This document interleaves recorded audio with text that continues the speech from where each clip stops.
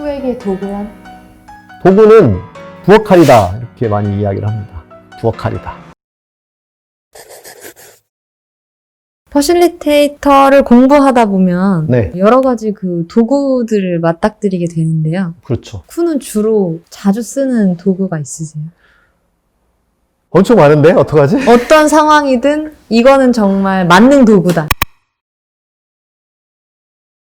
엄청 많은데 네, 일단 이제 하드웨어적으로는 뭐 차트와 포스트잇 이게 이제 가장 기본이라고 할 수 있고요. 물론 이제 마카펜도 있지만 개념적 도구로는 리치 픽처를 정말 많이 쓰는 것 같아요. 저의 스타일에도 맞고 또 우리가 다루는 이슈가 대부분 복잡계 이슈인데 이 복잡계 이슈를 드러내는 데 있어서 리치 픽처만한 게 없다. 그래서 리치 픽처를 많이 쓰는 편입니다. 리치 픽처는 제가 이런 질문을 던지죠. 지금 오늘 주제가 이건데 이거에 관하여 떠오르는 장면이나 경험이 있으시면 그걸 그림으로 그려봐 주세요 라는 게 이제 저의 메인 퀘스천이거든요.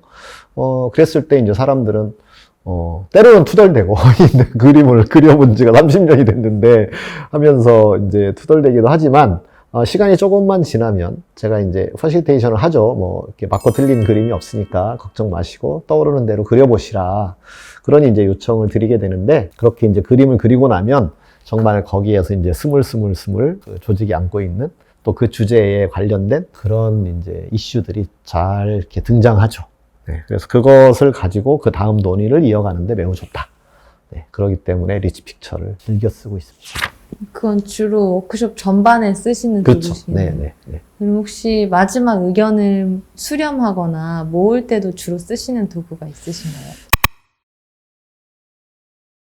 수렴하거나 모을 때 쓰는 도구는 머릿속에서 쓰는데요. 그건 대놓고 쓰지는 않습니다. 제가 뭐 한 10년 전에는 그걸 대놓고 썼지만 지금은 대놓고 쓰지 않고 마치 주산을 놓는 사람이 암산하듯이 머릿속에 넣어놓고 쓰는 것이 동의 단계자, 그레디언트 스케일 오브 어그리먼트라는 도구가 있어요. 샘 케이너, 제가 그 번역한 민주적 결정 방법론에 나와 있는 그 도구인데 제가 그 샘 케이너 책을 처음 읽었을 때 그 도구를 보고 정말 속으로 아주 큰 감탄을 했어요. 아, 그렇지.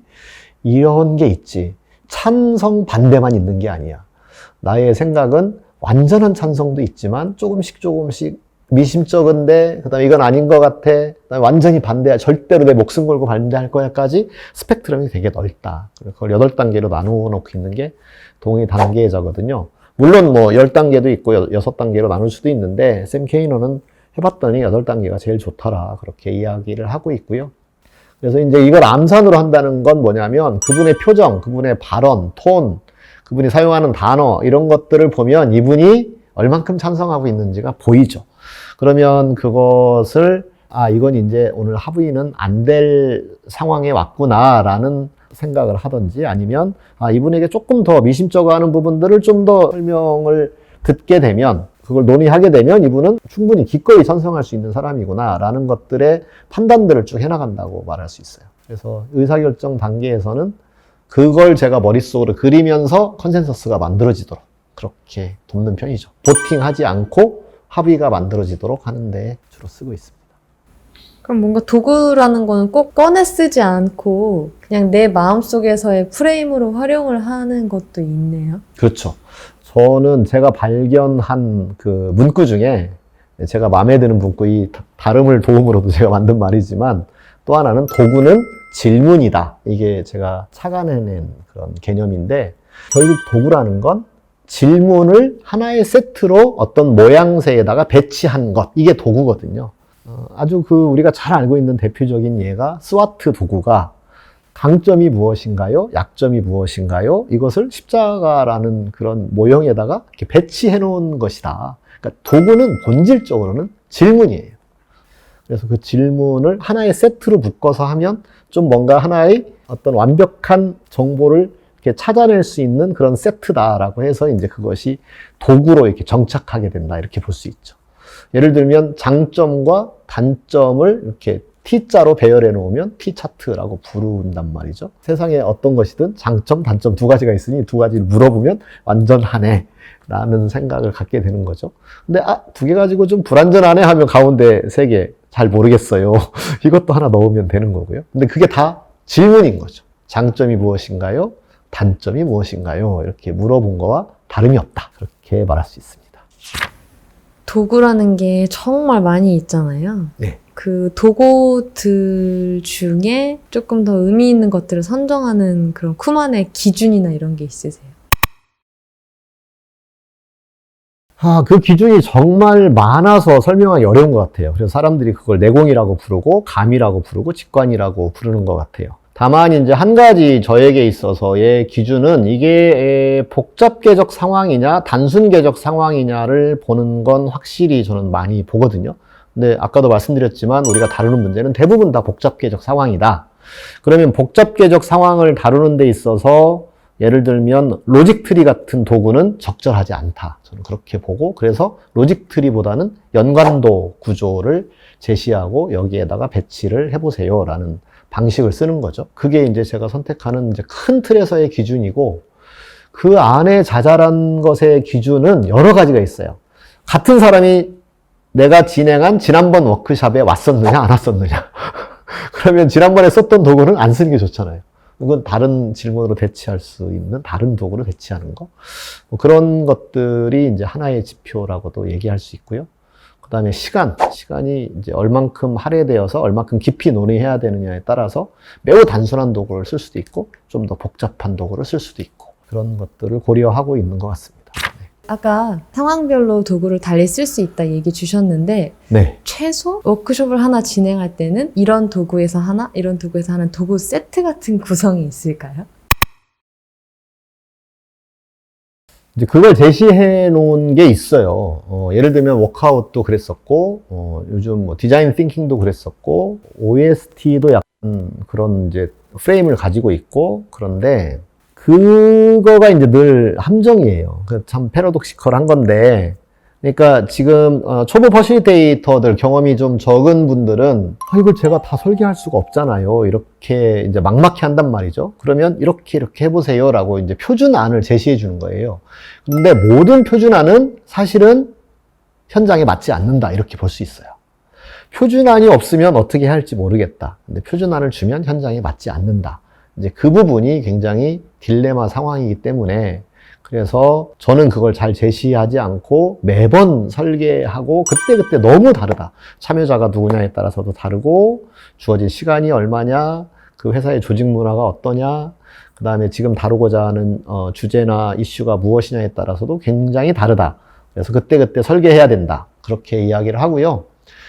그럼에도 불구하고 그렇게 말하면 정말 저는 어떻게 해야 되는지 정말 모르겠어요. 이렇단 말이에요. 그러면 저는 어떻게 말씀을 드리냐면, 그동안 하시던 대로 하세요.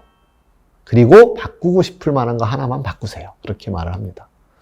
그렇게 하다 보면 그게 잘 되면 그걸 좀 더 진전시키고 업그레이드 해나가고, 그게 잘 안 되면 왜 안 됐지? 하고 또 전문가에게 물어보거나 다른 시도를 해보고.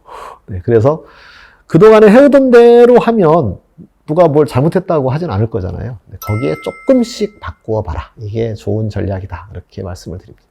어떻게 공부를 하고 어디를 가야 이런 퍼실리테이터들이 쓸 수 있는 도구를 좀 살펴볼 수 있을까요? 종합적으로.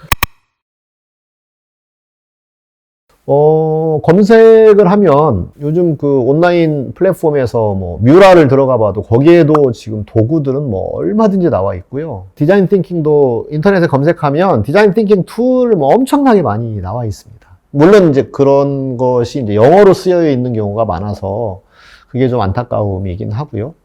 그 다음에 한글로 된 것들은 뭐 제가 올려놓은 것들도 많이 있으니까 검색을 해보시면 될 거라고 생각하고, 서점에 가시면 뭐 게임이라든지 워크숍 도구 이런 것들의 주제로 만들어진 책들도 있으니까 그걸 참고하셔도 좋습니다. 그러면 평소 도구 개발 많이 하시잖아요. 네. 아까 도구라는 거는 내가 질문하고자 하는 거를 이렇게 프레임에 넣어놓는 걸 하셨는데 네. 그러면 질문을 만드는 게 되게 중요할 것 같거든요. 그렇죠. 그 질문은 어떻게 도구 개발하실 때 만드시는지. 그건 철학을 공부해야 되고, 많은 논문을 읽었을 때 생겨난다고 생각합니다. 네. 그래서 저희 회사에서 이 퍼실리테이션 하는 회사가 계속 철학 강좌를 열고 하는 이유가 거기에 있다고 생각합니다. 인간에 대한 본질, 그 다음에 사람과 사람 사이의 관계, 사회에 대한 본질, 그런 것을 이제 꿰뚫어 볼 수 있을 때, 아, 이 상황에서 이 질문이 필요하겠다라는 것들이 이제 생각이 나겠죠. 그것이 이제 제가 질문을 만들어내는 과정이고, 그 다음에는 그것도 역시, 아, 저는 아직 그럼 철학 공부를 안 했으니까 그럼 저는 질문을 못 하는가요? 이렇게 말을 했을 때, 질문을 계속 하시니까 하실 거예요. 근데 그거보다 조금 더 전곡을 찌르는 질문을 하시고자 한다면 논문을 많이 읽으시고 철학을 공부하시면 좋다라는 일반적인 말씀을 드리는 거고, 그 다음에는 이제 다른 사람들이 만들어 놓은, 뭐 제가 만들어 놓은 질문 세트도 여러 가지가 있는데, 뭐 DBDM도 있고, 아마 DBDM은 우리나라에 꽤 많이 퍼졌어요. 그런 질문 세트를 보고 이제 또 유사하게 한번 변형해보고 이런 것이 이제 시도해볼 수 있는 방법이다. 그렇게 얘기할 수 있죠. 후에게 도구란?